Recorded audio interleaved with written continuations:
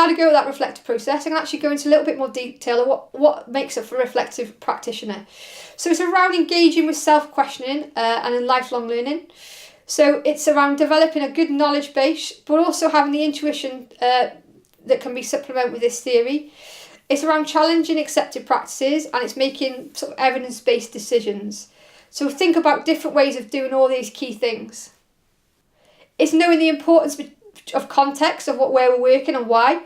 It's identifying those key issues, but also thinking of a whole range of possible solutions. So you might not just go, right, I've done this wrong, I need to improve on this is the solution. There might be a series of solutions, so it's being broader and more open-minded, and then it might be trying a couple of different solutions out and finding the best one that works. It's about planning, monitoring and evaluating, and then planning again. So it's that cycle approach of going round within that kind of framework.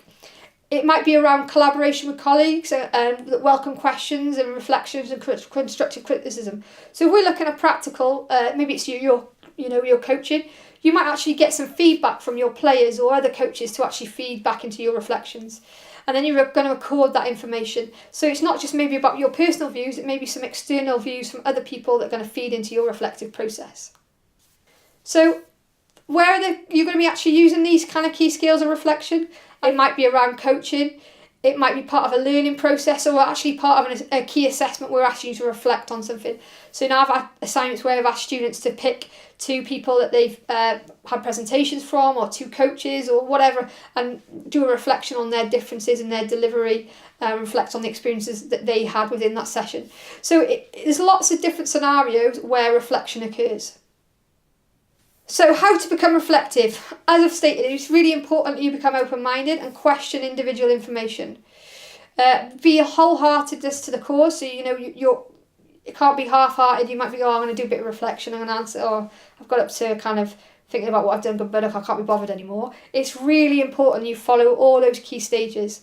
It's important you accept responsibility because you're at the centre of that process, and it's around committing to learning and improving.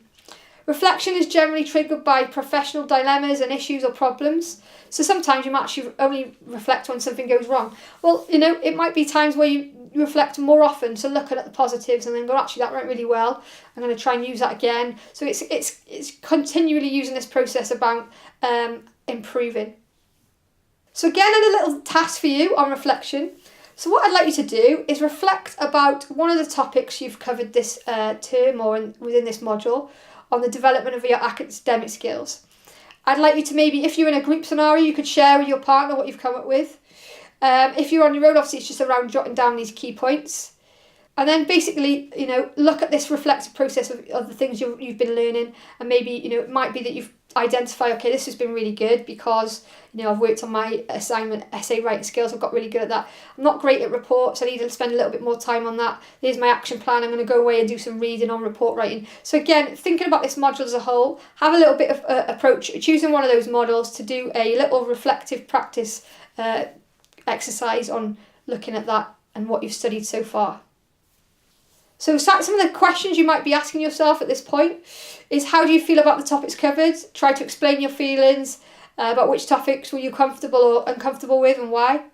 How has the way you felt about the topics influenced your approach and attitude to study? So I know, for example, for me, I hate statistics and maths and kind of the more quantitative research. I'm definitely more interested in qualitative research. So if I was watching the session on research skills, I would be kind of going, oh no, I'm not even going to enjoy this. But it's about kind of, how those things make you feel. If it's something you're not particularly interested in, it's about engaging your thoughts. So what are your concerns about that topic? How much do you engage in the session? Could you have learned or developed things any further? Or could you approach this differently? So rather than going in, oh God, I hate this stuff, it's really boring. It's trying to look at it in a positive light, going, okay, this module or this content might not be up my street, but actually I'm going to need it, I'm going to try and use it, I'm going to try and improve myself in this area. So what are you doing differently as a consequence of these sessions? So what other things have you looked at to help you improve your study skills further?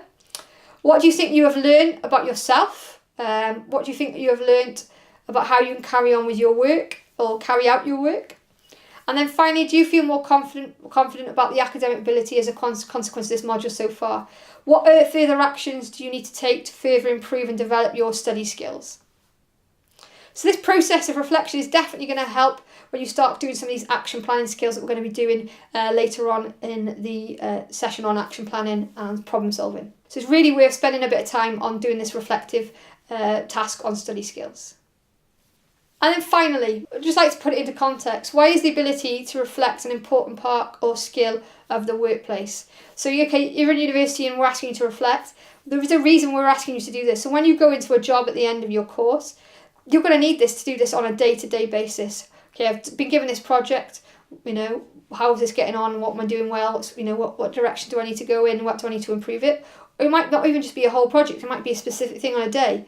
Okay, what's going well? Why is it? Describe it. What are my feelings about it? How can I work and improve on it? Action plan. So these reflective processes are going to be important throughout your career pathway.